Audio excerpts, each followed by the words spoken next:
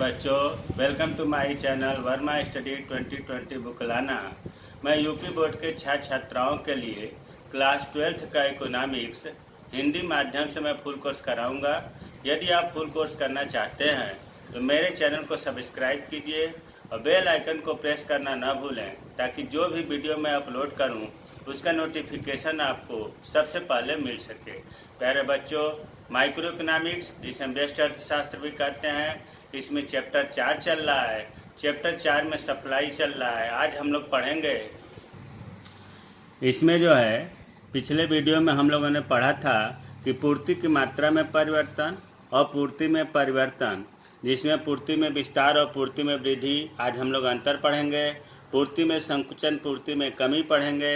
अगर आप पिछला वीडियो नहीं देखे हैं तो आई बटन को क्लिक करके देख लें। अगर वो नहीं समझ में आएगा तो ये नहीं समझ में आएगा।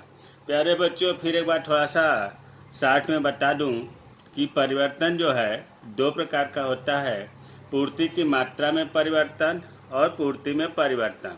इसके लिए समझने से पहले आपको पूर्ति की या पूर्ति को प्रभावित करने वाले कारक को जानना जरूरी है। बहुत पहले बताया गया है, फिर भी इसमें हम लास्ट में दिखा दे रहा हूँ। जगह नहीं था ऊपर, इसलिए लास्ट में लिख दिया। ये पिछले वीडियो में बताया गया है कि पूर्ति को प्रभावित करने वाले कारक, जिसको हम व्यक्तिगत पूर्ति भी कहते हैं। बाजार पूर्ति और व्यक्तिगत पूर्ति दो तरह का होता है। बाजार पूर्ति वाले कारकों का यहाँ उल्लेख नहीं हो रहा है। व्यक्तिगत पूर्ति या पूर्ति एक ही चीज़ है। ये आपको 5 बताया गया था। वस्तु की अपनी कीमत, उत्पादन तकनीक में परिवर्तन, आगतों की कीमतों में परिवर्तन, उत्पाद शुल्क की दर में परिवर्तन, स्थानांतरण वस्तु की कीमत में परिवर्तन। ये चीज़ बहुत अच्छे से पढ़ा दिया गया है, यहाँ पर रिपीट नहीं करूँगा। यहाँ पर मैं ये बात बता रहा हूँ कि जो ये 5 कारक हैं व्यक्तिगत पूर्ति को प्रभावित करने वाले कारक, इसमें जो वस्तु की अपनी कीमत है इसको हम कहते हैं कीमत कारक, और यहाँ से लेकर के यहाँ तक इसे कहते हैं कीमतेतर कारक। ये बताया जा चुका है, फिर भी थोड़ा सा रिपीट कर दूं। कीमत कारक, कीमतेतर कारक। ऐसे भी हम कह सकते हैं कि वस्तु की अपनी कीमत को हम कीमत कारक कहते हैं। अब अगर कीमत, पूर्ति का नियम क्या है कि जब कीमत बढ़ती है तो पूर्ति बढ़ती है, और कीमत घटती है तो पूर्ति घटती है। तो जब कीमत मतलब प्राइस, मूल्य, जब कीमत के कारण पूर्ति बढ़ती है या घटती है, परिवर्तन होता है, तो उसे हम कहते हैं पूर्ति की मात्रा में परिवर्तन। पूर्ति की मात्रा में परिवर्तन। फिर एक बार रिपीट करना बच्चों। जब वस्तु की, मतलब पहले पॉइंट की बात हो रही है, ये कहो या कीमत कारक कहो, एक ही चीज़ है। जब कीमत कारक के द्वारा या वस्तु की अपनी कीमत के द्वारा पूर्ति की मात्रा में परिवर्तन होता है, मतलब पूर्ति में परिवर्तन होता है। कीमत बढ़ गई तो पूर्ति बढ़ गई, कीमत घट गई तो पूर्ति घट गई। तो जब कीमत कारक के द्वारा पूर्ति में परिवर्तन होता है उसे हम पूर्ति की मात्रा में परिवर्तन कहते हैं।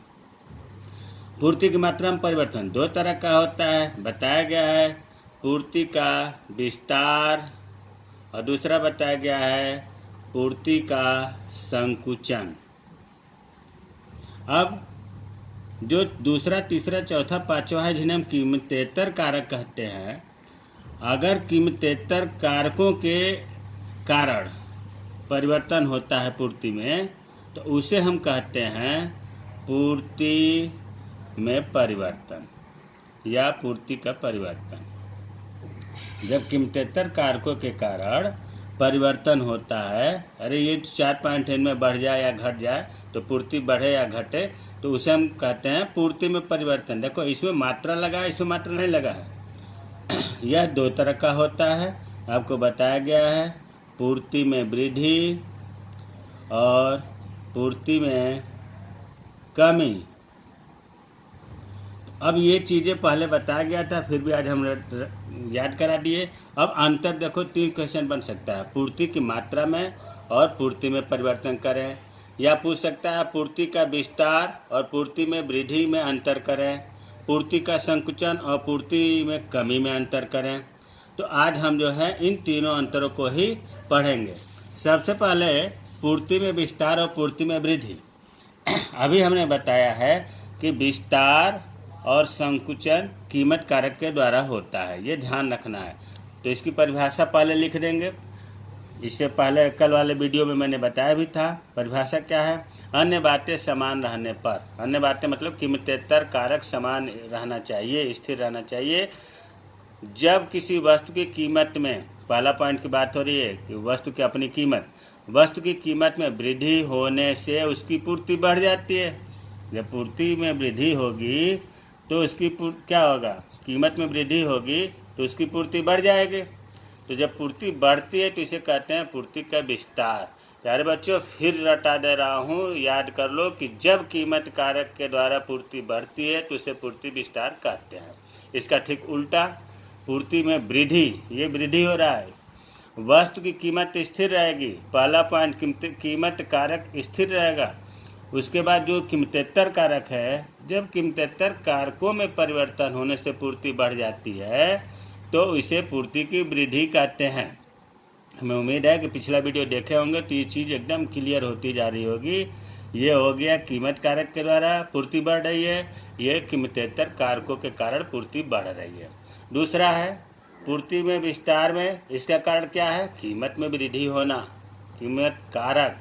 और इसका मेन कारण क्या है? कीमतेतर कारक। अब कीमतेतर कारक यहाँ जो 5 है, दूसरा, तीसरा, चौथा, पांचवा, अब ये आप जानो कि क्या होता है। तीसरा है इसमें पूर्ति वक्र पर नीचे से ऊपर की ओर चलन होता है। चलन का मतलब गति होता है या संचलन होता है कहा जाता है। देखो ये चित्र हमने बनाया, इधर लिख दिया पूर्ति की मात्रा, इधर लिख दिया कीमत। सबसे पहले मान लिया कि OP कीमत है, इस पर पूर्ति हो रही है OY। अब हमें विस्तार दिखाना है तो कीमत में वृद्धि कर दिया, P1 कर दिया, OP से कीमत बढ़ के OP1 हो गया। ध्यान दो, यहाँ इतना बढ़ गया। तो जब बढ़ गया, कीमत बढ़ती है तो पूर्ति बढ़ती है, तो पूर्ति भी बढ़ गई। Y से Y1 हो गया, ये Y1 है, हो गया। तो अब पूर्ति वक्र जो है, आपको पता है कि पूर्ति वक्र नीचे से ऊपर की ओर उठता हुआ होता है। तो पहले यहाँ पर था क्या? संतुलन बिंदु, और फिर इससे आगे इतना बढ़ गया। कीमत बढ़ते ही ये इतना एक्सटेंशन कर गया, विस्तार कर गया, यहाँ से यहाँ तक ये ऊपर की ओर। और कीमत बढ़ेगा तो ये चीज़ यहाँ आ जाएगी, तो ये ऊपर की तरफ बढ़ा। यही चीज़ है पूर्ति वक्र पर। पूर्ति वक्र ऐसा हो गया, नीचे से ऊपर की ओर चलन होता है, इसे हम कहते हैं पूर्ति में विस्तार। इसमें आते हैं, इसमें पूर्ति वक्र जो कीमतेतर कारकों के कारण होता है, पूर्ति वक्र नीचे दाईं ओर खिसक जाता है। उसी तरह से जब पूर्ति की मात्रा, जब कीमत लिख दिया, ये पूर्ति वक्र हो गया ऐसा सप्लाई, और ये नीचे की ओर दाईं ओर। देखो पूर्ति में जब वृद्धि होती है तो पूर्ति वक्र दाईं ओर खिसकता है। ये तो इतना कंठस्थ हो जाना चाहिए कि कभी गलती ना हो। जब वृद्धि होती है पूर्ति में तो पूर्ति वक्र दाईं ओर खिसकती है। देखो ये खिसक गया, ये पहले था, फिर खिसक करके दाईं ओर नीचे आ रहा है, और दाईं इसके राइट साइड में खिसक गया। तो अब आते हैं पूर्ति में संकुचन और पूर्ति में कमी में अंतर। संकुचन, विस्तार और संकुचन आपको पता है कि कीमत कारक के द्वारा होता है। पूर्ति में वृद्धि होती है तो विस्तार, और पूर्ति में कमी होती है तो संकुचन होता है। वही चीज़ पर भाषा में लिखा, अन्य बातें समान रहने पर। इसका अर्थ होता है कि कीमतेतर कारकों में परिवर्तन नहीं होना चाहिए। जब किसी वस्तु की कीमत में कमी होने से उसकी पूर्ति कम हो जाती है, उसकी पूर्ति कम हो जाती है तो इसे पूर्ति का संकुचन कहते हैं। विस्तार का, पूर्ति में विस्तार का उल्टा होता है पूर्ति में संकुचन, और पूर्ति में वृद्धि का उल्टा पूर्ति में कमी। और इसका होगा कमी का, वस्तु की कीमत स्थिर रहने पर, मतलब कीमत कारक में कोई परिवर्तन नहीं होना चाहिए। कीमतेतर कारकों में परिवर्तन होने से पूर्ति कम हो जाती है तो इसे पूर्ति में कमी कहते हैं। यहाँ ये चीज़ क्लियर हो गया होगा कि कीमत कारक के द्वारा अगर पूर्ति में कमी होती है तो पूर्ति में संकुचन कहते हैं। कीमतेतर कारकों के कारण अगर पूर्ति में कमी होती है तो इसे हम पूर्ति में कमी कहते हैं। दूसरा, पूर्ति में संकुचन का कारण, आपको पता है कि विस्तार और संकुचन का कारण कीमत कारक होता है, तो पूर्ति में संकुचन का कारण क्या है? कीमत में कमी होना। और पूर्ति में कमी का कारण क्या है? कीमतेतर कारक होता है। कीमतेतर कारकों के कारण अगर पूर्ति में कमी होगी तो पूर्ति में कमी होगी। तीसरा, इसमें पूर्ति वक्र पर ऊपर से नीचे की ओर चलन होता है, गति होता है। देखिए ये चीज़ पूर्ति की मात्रा इधर लिख दिया, कीमत लिख दिया, ये पी है, ओ पी कीमत हो गया, ओ वाई पूर्ति हो गया। अब कीमत कम कर दिया है। कम क्यों किया गया? क्योंकि हमें संकुचन दिखाना है। पी से घटा करके P1 कर दिया, तो जब कीमत कम हुआ तो पूर्ति भी वाई से घट करके Y1 हो गई और इतना कम हो गई पूर्ति। तो उसी तरह से पूर्ति वक्र की जब बात करेंगे तो पहले यहाँ पर संतुलन था, कीमत कम होते ही ये यहाँ पहुँच गया, तो यहाँ से यहाँ तक कम हो गया, इसीलिए तीर बना है, इधर मुंह है, उसमें विस्तार में ऊपर होता है, इसी को कहते हैं पूर्ति में संकुचन। चित्र में अब इसमें आते हैं पूर्ति में कमी में, उसी तरह से इधर लिख देंगे पूर्ति की मात्रा कीमत, पूर्ति वक्र SS है, और जब पूर्ति में कमी होती है तो पूर्ति वक्र बाईं ओर खिसकता है। याद रखने की बात है, वृद्धि में तो नीचे दाईं ओर खिसका, यहाँ कमी हो रही है तो ऊपर बाईं ओर खिसक रहा है। वही चीज़ लिखा है इसमें, पूर्ति वक्र ऊपर बाईं ओर को खिसक जाता है। ये बहुत तसल्ली से समझ, पिछला वीडियो देखें, ध्यान से देखें, चित्र देखें, तो ये बहुत महत्वपूर्ण है इम्तहान में। पूर्ति में विस्तार और पूर्ति में वृद्धि में अंतर, पूर्ति में संकुचन और पूर्ति में कमी में अंतर। और है पूर्ति की मात्रा में परिवर्तन और पूर्ति में परिवर्तन। अभी हमने बताया था ये दो चीज़ जो है बहुत बारीकी अंतर है। पूर्ति की मात्रा, जब वस्तु की अपनी कीमत के द्वारा पूर्ति में जो परिवर्तन होता है उसे पूर्ति की मात्रा में परिवर्तन कहते हैं। दूसरे शब्दों में हम ये भी कह सकते हैं कि जब कीमत कारक के द्वारा पूर्ति में परिवर्तन होता है, कीमत कारक और कीमतेतर कारक ये दो पार्ट होते हैं।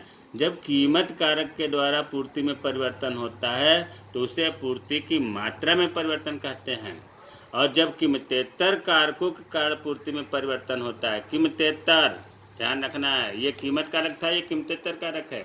जब कीमतेतर कारकों के द्वारा पूर्ति में परिवर्तन होता है तो उसे पूर्ति में परिवर्तन कहते हैं। आपको पता है कि पूर्ति की मात्रा में परिवर्तन जो है दो प्रकार का होता है, पूर्ति में विस्तार और पूर्ति में संकुचन। पूर्ति में परिवर्तन दो प्रकार का होता है, पूर्ति में वृद्धि और पूर्ति में कमी। पूर्ति की मात्रा का कारण है कीमत कारक, जिसमें वस्तु की अपनी कीमत होती है, और पूर्ति में परिवर्तन का कारण है कीमतेतर कारक, जिसमें 3-4 पॉइंट आते हैं। पूर्ति की मात्रा में चित्र अगर बनाना है तो विस्तार, पूर्ति में विस्तार का और पूर्ति में संकुचन का चित्र बनेगा, क्योंकि इसी का दो प्रकार है। और पूर्ति में परिवर्तन में पूर्ति में वृद्धि और पूर्ति में कमी का चित्र बनेगा, क्योंकि पूर्ति में परिवर्तन का ये दो प्रकार है। प्यारे बच्चों, बहुत महत्वपूर्ण ये टॉपिक है, पूर्ति की मात्रा में परिवर्तन और पूर्ति में परिवर्तन। इसे आप पिछला वीडियो देख करके समझिएगा। और इसी ठीक मैंने शुरू में ही बताया था कि जितना आप पूर्ति में पढ़ रहे हैं वही चीज़ मांग में है, मांग में भी वही आ जाएगा। मांग की मात्रा में परिवर्तन, मांग में परिवर्तन, मांग में विस्तार, मांग में वृद्धि, मांग में संकुचन, मांग में कमी, तो लगभग ज़्यादा से अधिक ज़्यादा दोनों टैली कर रहा है। और इम्तहान में अगर मांग से क्वेश्चन आता है तो पूर्ति से नहीं आएगा, पूर्ति से आएगा तो मांग से नहीं आएगा, दोनों में एक आना तय है। मेरे चैनल को सब्सक्राइब कीजिए। जय हिंद, जय भारत।